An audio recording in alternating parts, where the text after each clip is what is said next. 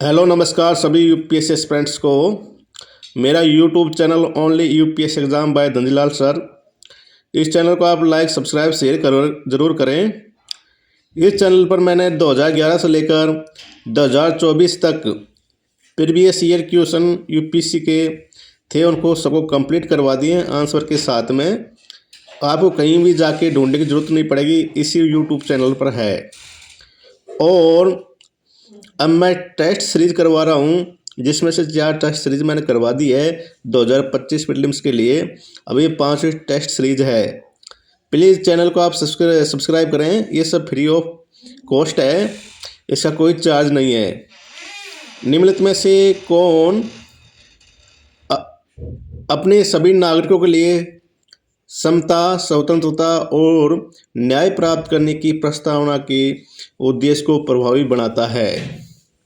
Option A मूल अधिकार, option B राज्य की नीति निर्देशक तत्व है, ऑप्शन सी मूल कर्तव्य, ऑप्शन डी न्यायिक पुनर्विलोकन की शक्ति। तो इसमें राइट आंसर कौन सा है आप बताएं। सिर्फ 10 सेकंड है आपके लिए। तो इसमें राइट आंसर है ऑप्शन ए मूल अधिकार फंडामेंटल राइट। जो आर्टिकल 14 से लेके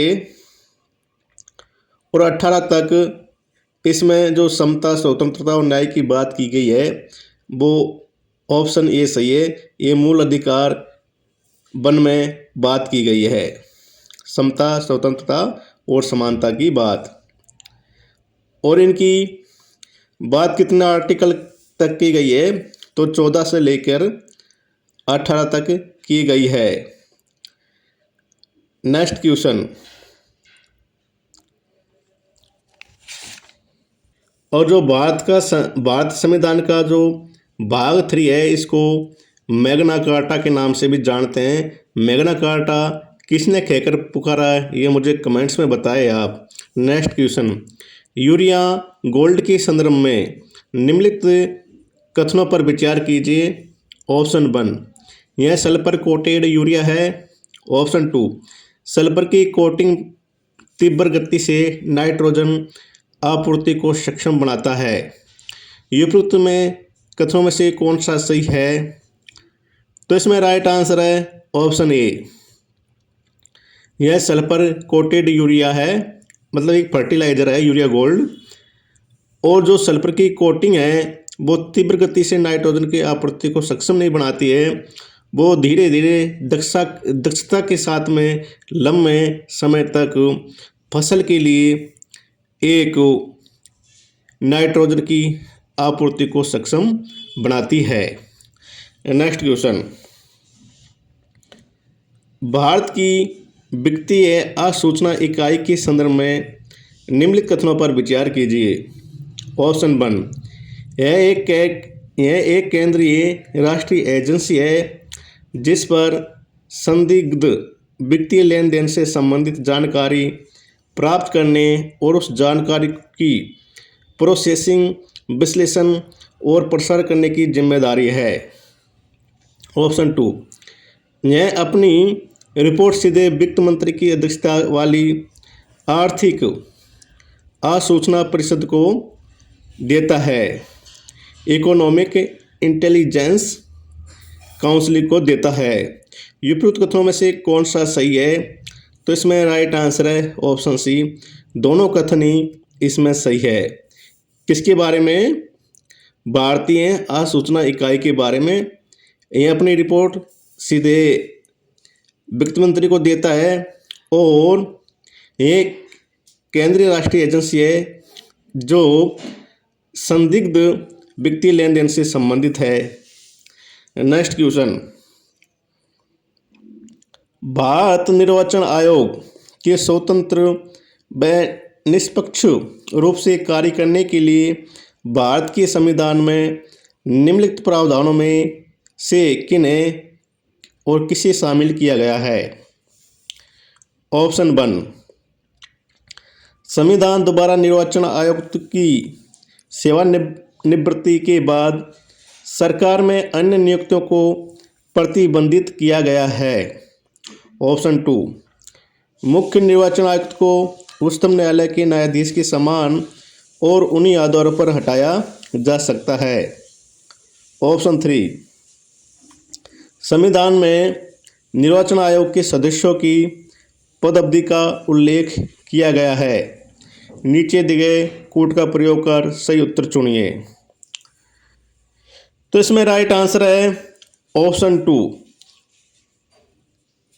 ऑप्शन ये सही है, जिसमें ऑप्शन 2 सही है। जो मुख्य निर्वाचन आयुक्त है, चीफ इलेक्शन कमिश्नर आयुक्त को उच्चतम न्यायालय के न्यायाधीश के सम्मानी और उन्हीं आधार पर हटाया जा सकता है।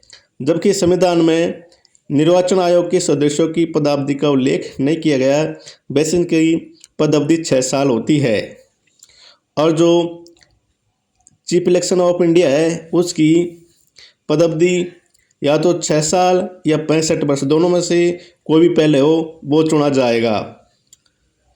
और संविधान द्वारा निर्वाचित आयुक्त की सेवानिवृत्ति के बाद सरकार में अन्य नियुक्तियों पर कोई प्रतिबंध नहीं है। सिर्फ जो chief election commission of India है उसी पर ही है, क्योंकि वो उसकी पदावधि से विमुक्त होने के बाद में वो कोई सी भी सरकार के अंदर नियुक्ति नहीं कर सकता है। बाकी जैसे राज्य सरकार के जो चीफ इलेक्शन कमिश्नर है वो सेंटर में जाके भारतीय निर्वाचन आयोग के सदस्य बन सकते हैं और इलेक्शन ऑफ इंडिया भी बन सकते हैं। नेक्स्ट क्वेश्चन,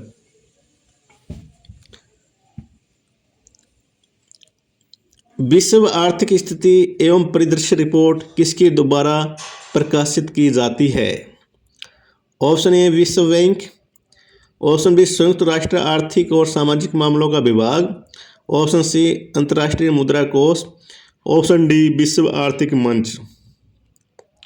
तो इसमें राइट आंसर है ऑप्शन बी संयुक्त राष्ट्र आर्थिक और सामाजिक मामलों का विभाग, उसके द्वारा विश्व आर्थिक स्थिति एवं परिदृश्य रिपोर्ट जारी की जाती है। इसमें सभी देशों की आर्थिक स्थिति से संबंधित कंडीशन और रैंक बताई जाती है। नेक्स्ट क्वेश्चन, स्वतंत्रता के बाद राज्य पुनर्गठन की प्रक्रिया में निम्नलिखित में से सबसे पहले क्या घटित हुआ? ऑप्शन ए एस के दर समिति का गठन, ऑप्शन बी आंध्र प्रदेश का गठन, ऑप्शन सी जेबीपी समिति का गठन, ऑप्शन डी राज्य पुनर्गठन अधिनियम का अधिनियमन। तो इसमें राइट आंसर है ऑप्शन ए एस की दर समिति का गठन हुआ था और ये 1948 में हुआ था। आंध्र प्रदेश का गठन भाषा के आधार पर कब हुआ था? 1953 में।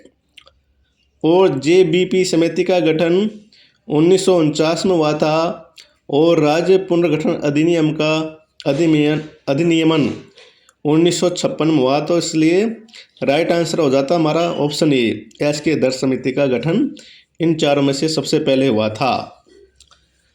नेक्स्ट क्वेश्चन, भारतीय राज्य व्यवस्था के संदर्भ में निम्नलिखित पर विचार कीजिए। ऑप्शन 1, किसी व्यक्ति के पक्ष में विशिष्ट विशेष अधिकारों की अनुपस्थिति। ऑप्शन 2, व्यक्तियों का युक्तियुक्त वर्गीकरण। ऑप्शन 3, समान परिस्थितियों के अंतर्गत समान व्यवहार। उपरोक्त में से कितने भारतीय संविधान के अनुच्छेद 14 के तहत सुनिश्चित किए गए हैं? तो इसमें राइट आंसर है ऑप्शन सी तीनों ही भारत संविधान के अनुच्छेद 14 के तहत सुनिश्चित किए गए हैं। ऑप्शन 1, 2 और 3। और जो 14 है वो कौन से मौलिक अधिकार से संबंधित है? समता और स्वतंत्रता का अधिकार। सॉरी, मैंने स्वतंत्रता गलत बोला था, ये समता और समानता का अधिकार है। इसके तहत आर्टिकल 14 आता है। नेक्स्ट क्वेश्चन, भारत का महान्यायवादी attorney general of India. Option 1 Bharat की किसी भी न्यायालय में सुनवाई का अधिकार रखता है। ऑप्शन 2 उसे निजी विधिक प्रैक्टिस करने से रोका जा सकता है। ऑप्शन 3 संसद की दोनों सदनों में बोलने और मतदान करने का अधिकार है। ऑप्शन 4 संसद सदस्य के समान सभी वक्तों एवं विशेष अधिकारों का हकदार है। उपरोक्त में से कौन सा कथन सही है? तो इसमें ये ऑप्शन 3 गलत है, बाकी ऑप्शन 1 2 नहीं सॉरी, इसमें राइट आंसर है ऑप्शन बी। जो ऑप्शन 1 और 4 ये दोनों सही है, जबकि ऑप्शन 2 भी गलत है और ऑप्शन 3 भी गलत है। गलत कैसे? क्योंकि वो एक गवर्नमेंट की तरफ से लाभ का पद नहीं होता है और उसे निजी प्रैक्टिस करने से रोका नहीं जा सकता है अटॉर्नी ऑफ जनरल को। दूसरी बात, जो भारत का महान्यायवादी है उसको संसद में दोनों सदन में राज्यसभा या लोकसभा में बोलने का अधिकार है, लेकिन उसे मतदान करने का अधिकार नहीं है, इसलिए ऑप्शन 3 भी गलत हो जाता है। और जो भारत का महान्यायवादी है इसकी जो संविधान में आर्टिकल 76 क्षेत्र में भारत की महान्यायवादी के बारे में बताया जाता है। और इसकी नियुक्ति किसके द्वारा की जाती है? राष्ट्रपति के द्वारा। और राष्ट्रपति अपनी इच्छा से पश्चात पर्यंत कभी भी अपने पद से महान्यायवादी को हटा सकते हैं। नेक्स्ट क्वेश्चन,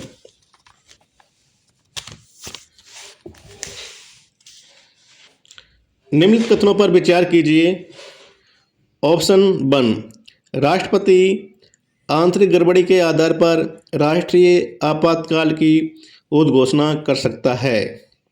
ऑप्शन 2 राष्ट्रपति राष्ट्रीय आपातकाल की उद्घोषणा केवल मंत्रिमंडल की लिखित अनुशंसा प्राप्त होने पर ही कर सकता है। ऑप्शन 3 आपातकाल की उद्घोषणा के 2 माह के भीतर से संसद के दोनों सदनों द्वारा अनुमोदित होना अनिवार्य है। ऑप्शन 4 राष्ट्रीय आपातकाल की समाप्ति पर लोकसभा का कोई नियंत्रण नहीं है। उपरोक्त में से कितने कथन सही है? तो इसमें राइट आंसर है ऑप्शन ए। एक कथन सही है। जो चारों में से कौन सा कथन सही है? एक कथन सही है। और वो कौन सा कथन सही है मैं आपको व्याख्या का दोबारा बताऊंगा। ए ऑप्शन 2 सही है। राष्ट्रपति राष्ट्रीय आपातकाल की उद्घोषणा केवल मंत्रिमंडल की लिखित अनुशंसा प्राप्त होने पर ही कर सकता है। पहले राष्ट्रपति को लिखित अनुशंसा की जरूरत नहीं पड़ती थी, लेकिन 44वें संविधान संशोधन अधिनियम द्वारा 1978 द्वारा इसे संशोधन करके लागू कर दिया। इसका कारण ये था क्योंकि जो तृतीय आपातकाल लगी थी उसकी वजह से। और ऑप्शन 1 इसलिए गलत हो जाता है क्योंकि राष्ट्रपति आंतरिक गड़बड़ी के आधार पर राष्ट्रीय आपातकाल की उद्घोषणा नहीं कर सकता है। इसे अब सशस्त्र विद्रोह कर दिया और इसे 42वें संविधान 1976 द्वारा जोड़ दिया गया। ऑप्शन 3 इसलिए गलत है क्योंकि 2 माह भीतर दे रखा, इसे अब कम कर दिया है संविधान संशोधन दोबारा। और राष्ट्रीय आपातकाल की समाप्ति पर लोकसभा का नियंत्रण होता है। लोकसभा एक लिखित परमिशन दोबारा देकर राष्ट्रपति को राष्ट्रीय आपातकाल की उद्घोषणा को समाप्त करवा सकती है। इसलिए राइट आंसर ऑप्शन 2 सही है, बाकी ऑप्शन 1 3 4 तीनों गलत है। नेक्स्ट क्वेश्चन, निम्नलिखित में से कौन सा मूल अधिकारों के प्रयोग का उदाहरण नहीं है? ऑप्शन ए, एक किसान अपना खेत बेचकर व्यवसाय शुरू करता है। ऑप्शन बी, गुजरात से एक व्यक्ति महाराष्ट्र जाकर वहीं बस जाता है। ऑप्शन सी, एक व्यक्ति को अपने माता पिता से विरासत में संपत्ति प्राप्त होती है। ऑप्शन डी, एक व्यक्ति किसी भी धर्म को मानने से इनकार कर देता है। तो इसमें राइट आंसर है ऑप्शन सी।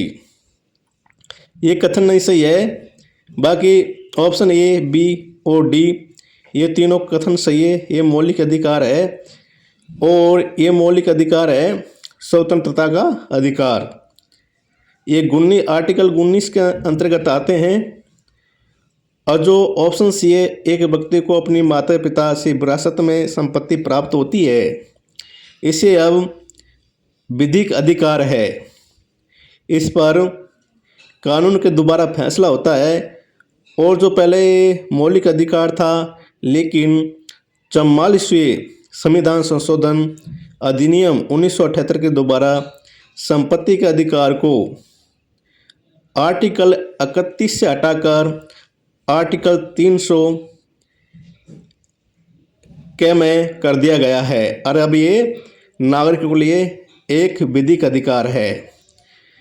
हेलो सभी यूपीएससी एस्पिरेंट्स को, thank you so much. Please मेरा इस चैनल को आप लाइक, सब्सक्राइब, शेयर कर ज़रूर करें। नेक्स्ट कल मेरी टेस्ट सीरीज 6 आएगी और आप शेयर ज़रूर करें। कोई कमी हो तो ज़रूर बताएं। Thank you. जय हिंद, जय भारत।